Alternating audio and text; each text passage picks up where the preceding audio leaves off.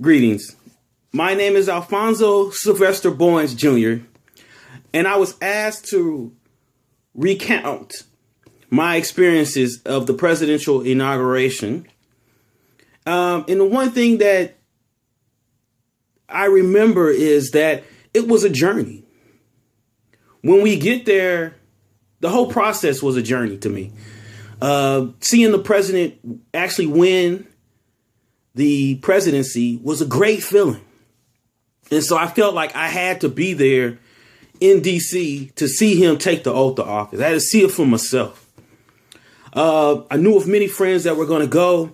And so it was just I think it was a great experience to be able to be there personally, because you never know when the next minority president might be in office. But the journey, the process, when we got there, we thought we were going to get ahead of the game by getting there at 4 o'clock in the morning. My mother dropped us off at 4 o'clock in the morning because she's from D.C. and we had family up there. So we were pretty close to the mall, the National Mall, where the ceremony was going to take place, which leads up to the Capitol, where he will actually take the oath of office. So we got there early, but when we got there, we had to walk at least 2 miles through an underpass along the mall to the other side of the mall. They closed off the streets. It was like a great migration of people. And you saw all kind of people, black people, white people. You saw a lot of people from other countries. A lot of people were here. They had to see this moment. It was that special to them because they look at this moment as progress, true progress in the United States. One of the biggest things we knew about the United States was the segregation, the systematic racism that existed.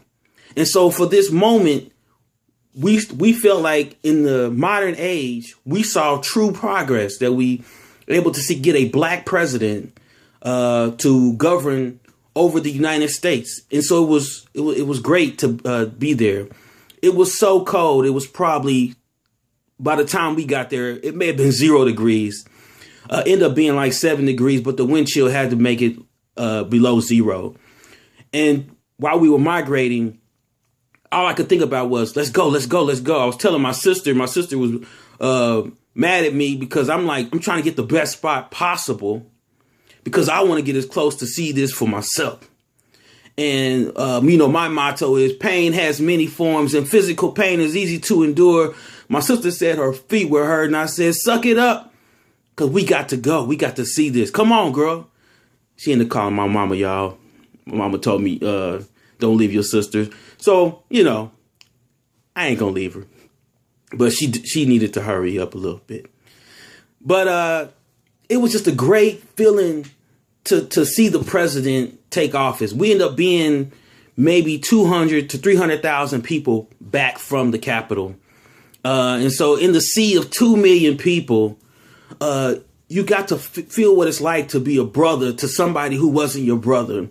Family to people who weren't your family, because everyone was there for one reason.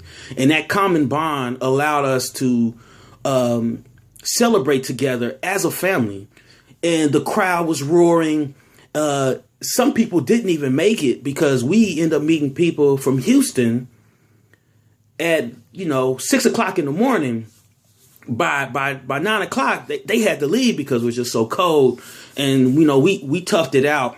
My dad told me, he gave me some military advice. He said, son, put some cardboard in your shoes. So I didn't have any cardboard in my shoes, but I was standing on that cardboard, and that helped me to face the cold coming from the ground. And I was able to stand there from 4 o'clock in the morning till 2 o'clock to celebrate the president of the United States, the first black president of the United States. And so I say to anyone, if you get opportunity, because the first one was great, the second one was even better because no one thought he was going to win because of how much hatred was against him. And for him to overcome that for a second term showed that maybe the United States is moving in the right track toward more diversity. We would like to see even more diversity in other offices, but the president has allowed, by Barack Obama being the president of the United States, it has allowed more minorities, even in non-democratic states and seats in counties, to win and be given a chance to serve the people. And so it was great to be a part of that first moment, that first big hurdle, which is the presidential office, seeing a black man run the country.